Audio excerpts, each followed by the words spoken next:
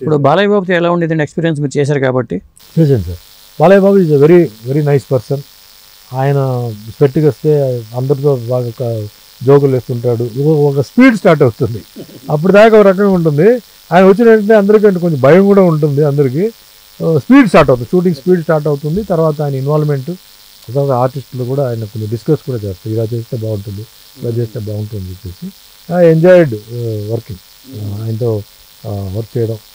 మళ్ళీ ఒక దీంట్లో ఏమో అంటే కలవో బట్ ఫాదర్, ఇంకో దాంట్లో ఏమో బ్రదర్స్, అట్లా చేశాను. మంచి క్యారెక్టర్ వస్తే తప్పకుండా ఆయనతో చేయాలి. ఇక్కడ కూడా నేను పొలిటికల్గా బాలకృష్ణ గారిని ఇక్కడ నేను కొన్ని విషయాలు నేను ఖచ్చితంగా చెప్పాలి. ఆయన కూడా ఒక లిజెండ్ అని చెప్పడానికి కూడా ఎందుకు నేను ఒప్పుకుంటానంటే, ఒక యాక్టర్, ఒక పెద్ద క్యాన్సర్ ఇన్స్టిట్యూట్కి డైరెక్టర్, నేను ఒక రాజకీయ నాయకుడు, ఇది మూడు చేయడం చాలా కష్టం. Plus family man. ఇది ఆయన దగ్గర చాలామంది నేర్చుకోవాలి. ఒక మనిషి 24 అవర్సే ఉంది. ఆ 24 అవర్స్లో ఆయన యాక్టింగ్ చూసుకుంటున్నారు, ఆయన ఫ్యామిలీని చూసుకుంటున్నారు. ఇటు వచ్చి ఒక హాస్పిటల్ మెయింటెనెన్స్ అంటే చాలా ఎమ్మెల్యేగా అటు పక్కన వెళ్ళాలి, అవన్నీ చేయాలి, చాలా కష్టం. నెక్స్ట్ ఎమ్మెల్యేగా అక్కడ ఎవరిని డిసప్పాయింట్ చేయకూడదు, అక్కడ అందరినీ చూసుకోవాలి. ప్లస్ ఆయన ఆయన ఆయన పర్సనల్ హోస్ట్గా అన్స్టాపబుల్ అది ఒకటి ఉంది. సో ఇంత చేస్తున్నారు అన్నప్పుడు ఒక ఇన్స్పిరేషన్ ఏంటంటే కష్టపడాలి, మనం అన్నింటిలో ఇన్వాల్వ్ అవ్వాలి, డెడికేషన్ ఉండాలి, చేయవచ్చు అనేది ఆయన ఒక శాంపుల్.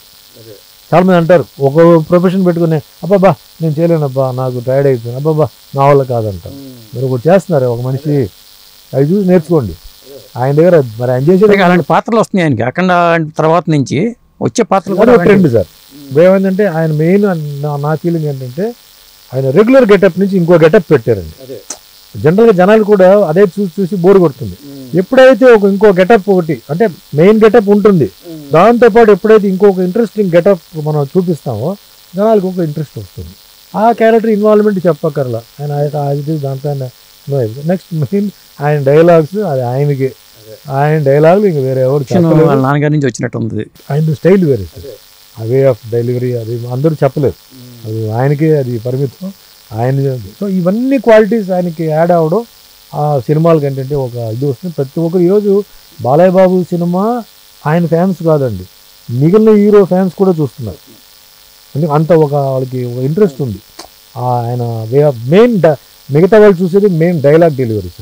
అంటే రైటర్ కూడా బాగా రాస్తున్నారు, రైమింగ్గా రాస్తారు రైటర్. సో అట్లా అది ప్లస్ క్యారెక్టర్ ప్లస్ పొలిటికల్ ఆయన ఫ్యాన్స్ ఉన్నారు, అది చూస్తున్నారు. సో అది అంటే ఆయన. బట్ ఫాదర్ నాన్నగారు ఏంటంటే ఆయనది వేరే, ఆయన వేరే అంటే ఆ ఏజ్కి తగ్గ ఆయన ఇవి చేసింది వేరే. ఆ దేవుడు పాత్రలు, హిస్టారికల్ ఇవి ఆ టైంలో అది అది ఆయనకి బాగా ప్లస్ అయింది అనమాట. So Ramarao great man, big family. First time తెలుగులో ఏంటంటే ఒక యాక్టర్ కూడా పొలిటీషియన్ అవ్వచ్చు, సీఎం అవ్వచ్చు. అది ఫెయిలియర్ అంతా వేరే, అది నార్మలే లైఫ్లో, బట్ అవ్వచ్చు. అప్పుడు దాకా ఏంటంటే కానీ ఆ తర్వాత వచ్చిన వాళ్ళు ఎవరైనా కాలేకపోతున్నారు కదండి. ఇప్పుడు కమల్ హాసన్ గారు పెట్టాలి పార్టీ పెట్టి అంత చేసిన తర్వాత వెనక్కి వెళ్ళిపోయారు. అంటే ఆ జనరేషన్ వరకే పరిమితమా? అది టైం ఇక్కడ మళ్ళీ టైంకి వస్తున్నాను కదా. ఇక్కడ అదృష్టం ఎవరు జాతకంలో అది రాసి ఉందో అది జరుగుతుంది సార్. ఎంతవరకు జరగాలో అంతవరకే జరుగుతుంది. ఇప్పుడు పవన్ కళ్యాణ్ కూడా ఎలక్షన్ ముందు ఏ జ్యోతిషుడు వచ్చి ఆయన డిప్యూటీ సీఎం అవుతారని చెప్పలేదు. చాలామంది ఆయన ఓడిపోతాడని చెప్పారు. కానీ ఈరోజు ఆయన డిప్యూటీ సీఎం అదృష్టం. అది ఎన్ని రోజులు ఉంటుంది మనకు తెలియదు. లాంగ్ లైఫ్ ఉంటుందా, మిడిల్ ఆగి మళ్ళీ స్టార్ట్ అవుతుందా అని తెలియదు. ఆయన ఎక్స్పెక్ట్ చేయాల. ఎక్కడ ఎవరైనా ఆయన మీటింగ్లో చెప్పాడా, లేకపోతే ఎవరైనా చెప్పారా? చెప్పలే. సో అన్నిటికీ మెయిన్ టైం సార్. నేను నమ్మేది ఒకటే, అది టైం సార్. ఆ టైము మనిషిని మొత్తం చేంజ్ చేస్తుంది.